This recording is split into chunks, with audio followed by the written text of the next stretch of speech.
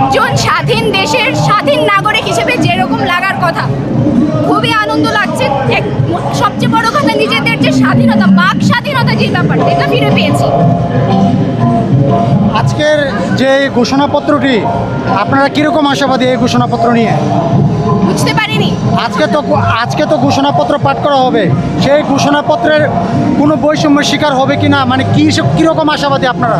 আমরা আশা করছি যে আমাদের যেন আমরা কোনোভাবে কোনো বৈষম্যের শিকার যেন না হই, একটা স্বাধীন দেশের স্বাধীন নাগরিক হিসেবে যেন আমরা বাঁচতে পারি।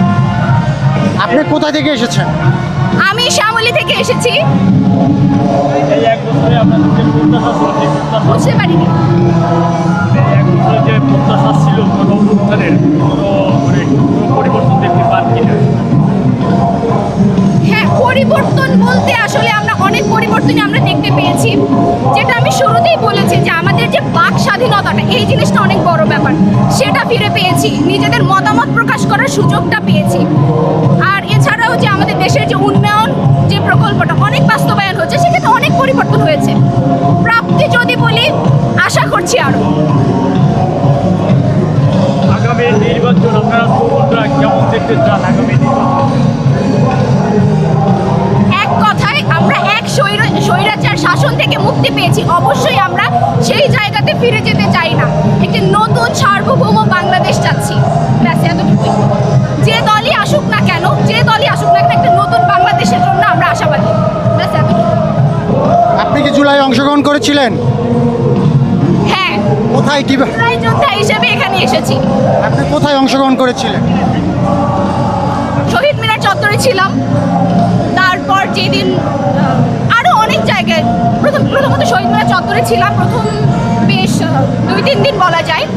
তারপর হচ্ছে এই যে 5ই অগস্টের যে ব্যাপারটা, এদিন তো আনন্দ উল্লাস, যে আনন্দ মিছিল ছিল, ওইখানে আমরা ছিলাম। এই তো।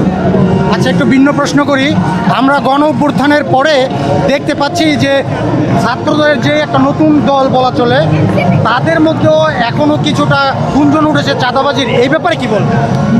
আমি একটা কথাই বলবো যে সবার ব্যাপারে কোনো মন্তব্য আসলে করতে চাচ্ছি না, কিন্তু একটা কথাই বলবো যে আমরা আসলে তরুণ প্রজন্ম থেকে যে জিনিসটা আশা করছি, সেই জিনিসটা থেকে যেন আমরা বঞ্চিত না হই, আমরা যেন আবার ধোঁকার শিকার না হই। ব্যাস এতটুকুই আশা। সেটা যেই আসুক, ছাত্র জনতা হোক কিংবা নতুন কোনো দল হোক কিংবা পুরনো কেউ হোক, আমরা শুধু একটা জিনিসই চাই, যে কোনো স্বৈর শাসন যেন আবার আমাদের মাঝখানে ফিরে না আসে। ব্যাস এতটুকুই। আমরা তো জানি ফেব্রুয়ারির দিকে ডক্টর মোহাম্মদ ইউনূস দিক নির্দেশনা দিয়েছেন, নির্বাচন হওয়ার মতো একটা সম্ভাবনা রয়েছে। তো এই মুহূর্তে সম্পূর্ণ সংস্কার হয়েছে বলে মনে করেন? নির্বাচন দেওয়ার মতো একটা উপযুক্ত সময় হয়েছে বলে মনে করেন? আপনি কি বলবেন? দেশের সংস্কার বলতে আমাদের দেশটা এমন অবস্থায় ছিল দীর্ঘ এত বছর যাবত, যে সংস্কার করতে আসলে অনেকটা বছর আসলে লেগে যাবে। সেক্ষেত্রে ডক্টর মোহাম্মদ ইউনূস যথেষ্ট প্রশংসনীয় কাজ করে যাচ্ছেন, এবং আশা করছি যদি নির্বাচনের চেষ্টা করা হয়, হয়তো সেই পরিস্থিতি এখনো অবধি তৈরি হয়েছে। আমি একটু কথা বলি।